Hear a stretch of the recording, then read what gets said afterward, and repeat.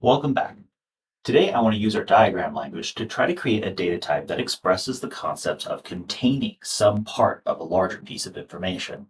What I have behind me is our client database. These are all our customers. And our salespeople need to be regionally located. So inside there, they might have several collections of clients that are grouped around, say, zip codes. In this case, the zip code is 43210, which I happen to know is the zip code for Columbus, Ohio. But how do we create the best program to do this problem? Let's think ahead. One of the things we'd like to do is that it might take us some time to find in the file where the zip code was stored. So once we've done the work of searching out the zip code, we might want to add that as a marker to our search so we don't have to recompute. One way to do that would be with a pair. I have here an individual file along with its zip code. By tagging it with that zip code, I now know exactly that this one has been verified to have the right zip code. It belongs to the client search that we're interested in. If we stare at this as a pair and forget about the content of the data, we're inspired to come up with a function. One of the functions we could do is simply to forget the zip code. That would put the files back in the client list. By simply forgetting this and projecting it to one component, we learned something about the relationship of our two data sets. There's another thing we could do. We could project the 43210 by the second component. This way, if we wanted to remember why we were looking at these files in the first place, we could see the search data was related to 43210. So now what we've done is we've got the same projection maps and we're simply checking that this property is satisfied. By abstracting it out to a single property with a checkbox that you have the property or you don't, you maintain the idea of the subset of all the options without giving away exactly what property you care about. The property is locked up in the creation of P, and you could still ask P for what those properties are, if that's in fact public information. We are describing once we already have the files, but how do we get the actual file out of our original system? What we'd like to do is think of a function that separates these files from the rest. But that would call for a function at the very top. The classical name for such a selector function is called chi. It's called a characteristic function. It's meant to select whether you're in or out. Whatever is being selected will be a property. So we don't know which property, we just gather them all together under the class of all properties. Our particular property happens to live in there. It's just one of many. Now, with this perspective, we now build what's called a commutative diagram. We can see that we have a function here to project on the left side of our tuple, a function here to project on the right side of our tuple, and here we simply map the pieces to the same place, meaning our selection function up here is based on the property we want to select.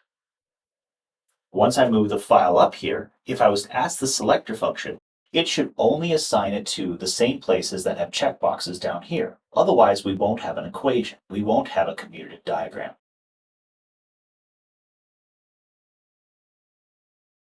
Starting from the selector function and the inclusion of properties into all properties, we're actually able to pull back and describe these now as the solution of a commutative diagram, the pullback of these two diagrams. What we should be thinking about is that this is a type of information. It's a type of information which we've just described two elimination process for. We can eliminate this and get back the property that made them part of that set, or we can eliminate them and put them back in the place they began. Those two elimination rules aren't enough to build a data type. To build a data type, you need introductions and eliminations. Where are we going to get the introductions? We have to have some way of getting into this file system. This is where we can stand back and use the commutative diagram technology to plan ahead.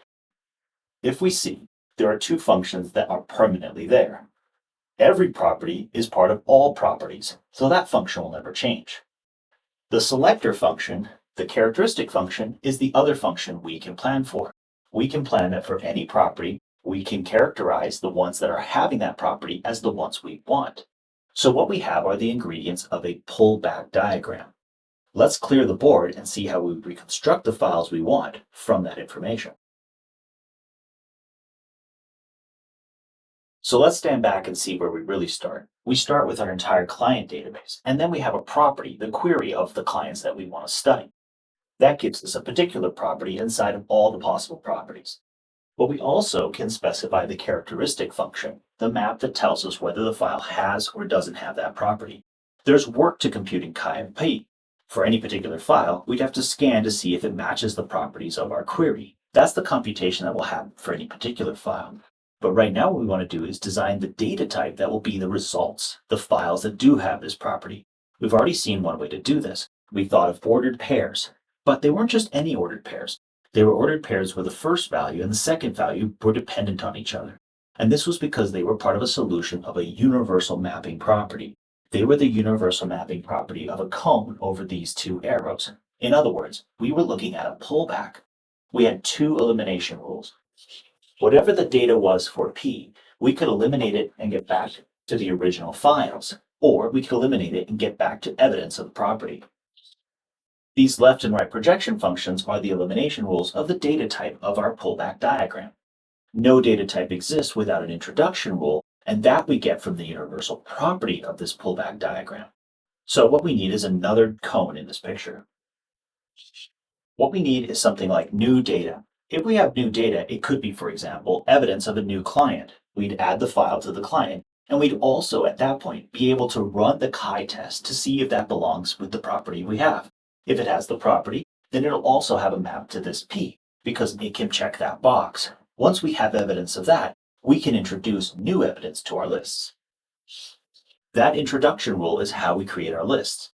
And notice this is ephemeral. We're no longer thinking of capturing all the clients that have the same zip code at one point in time. As we get new clients, we simply add them as new introduced values to that set. This is the way we would function as a data type without having to reprogram anything. What it's capturing, however, is the concept of a subset, a collection of things that belong to a larger one, but all satisfy a property. And it's just one of our many commutative diagrams, the pullback diagram. So now let's erase the client model and think about this abstractly. In place of a client filing system, we now have an arbitrary data type. And in place of the characteristic function being about zip codes, it's now a characteristic function about some property P. The property takes in elements of that type A and produces a property of them. That property may not be true. Everyone has a zip code, but not everyone has a zip code that matches the number we might want. So this is simply setting up that everyone has a zip code. The data we're storing can be thought of as pairs. There's the actual little term that we want to study, the file, the client that individually lives in Columbus, Ohio. The proof is that their zip code matches. That gives us two projections. In our pullback, we could project back to the original data set A, or we could project to the proposition, the property that we claim they have to satisfy.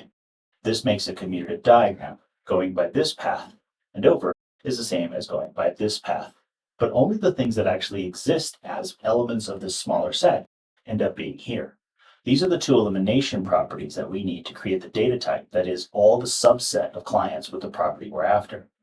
To get actual clients, to get actual data of this kind, we make a cone outside. These are the two arrows that we're making our pullback of. So new data lives outside in its own cone. It'll have some way of producing the evidence that this new client has the property we expect, as well as identifying the actual client. The result is we are able to produce an introduction rule. That introduction is given to us by the principles of the pullback. The pullback is now seen as a technique to describe subsets of data, and it's in a way that's computational. It's made it clear what environment we need to have in order to produce such a subset. Notice a key difference to, say, collecting all the examples. We're allowed to update when we learn new information. As new information comes along, if it has the right type, the introduction will allow us to promote it to our existing data type. This is a big stark contrast to how mathematicians think about sets. They often think that everything is possible and known ahead of time, and that a subset is all the things that satisfy those properties. There's nothing wrong with that mental model, but it doesn't work very well computationally. Rarely is it the case that we know everything in advance. So this model takes into account how we might need to construct as we go. It's using the universal mapping property to achieve the same thing as collecting future knowledge.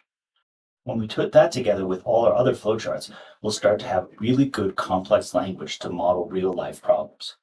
Until next time. That's how you take care of your chalkboard.